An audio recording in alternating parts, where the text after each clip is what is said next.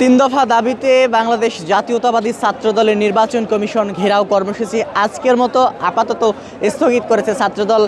সেটি কিন্তু আমরা জানতে পেরেছি একটু আগেই। ছাত্রদলের সভাপতি যেটি জানিয়েছে যে আগামীকাল ঠিক একই সময়ে, আজকে যে সময়টিতে নির্বাচন কমিশন ভবন ঘেরাও করা হয়েছিল, আগামীকাল ঠিক এই সময় থেকেই নির্বাচন কমিশন ভবন ঘেরাও চলমান থাকবে, এমনটি কিন্তু জানিয়েছেন ছাত্রদলের সভাপতি রাকিবুল ইসলাম রাকিব।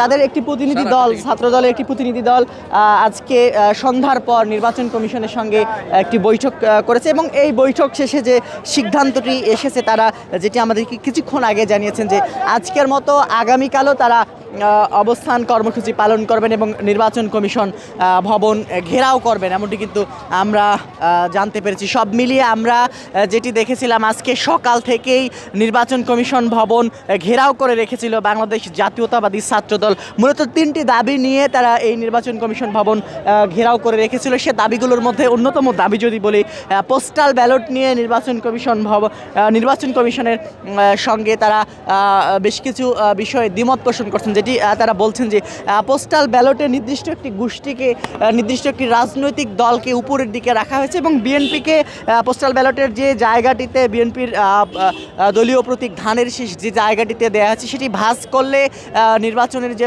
ভোট সেটি বাতিল হবার সম্ভাবনা রয়েছে, এমনটি কিন্তু জানাচ্ছিলেন নেতাকর্মীরা। এর পাশাপাশি তারা আরও একটি বিষয় যেটি আমাদেরকে জানিয়েছেন যে নির্বাচন কমিশন পক্ষপাত দুষ্ট বিভিন্ন আচরণ করছে, নির্দিষ্ট রাজনৈতিক দলকে তারা বিশেষ সুবিধা দিচ্ছে, এমনটি কিন্তু ছাত্রদলের নেতাকর্মীরা জানাচ্ছিলেন। সকাল থেকে আমরা ছিলাম নির্বাচন কমিশন ভবনে ছিলাম এবং আমরা যেটি আপনাদেরকে বলছিলাম, সকাল থেকে দেখেছি তারা বিভিন্ন স্লোগান থেকে শুরু করে বিভিন্নভাবে এই জায়গাটিতে ঘেরাও করে রেখেছিল, অবরুদ্ধ করে রেখেছিল এবং যখন তাদের বিশেষ করে নির্বাচন কমিশন ভবনের ভিতরে যে সকল কর্মকর্তা কর্মচারী কর্মরত রয়েছেন, তাদের অফিস টাইম শেষ হবার পর তারা কিন্তু কেউ সেখান থেকে বের হতে পারেননি, কাউকে বের হতে দেয়নি ছাত্রদলের নেতাকর্মীরা। যখন কোনো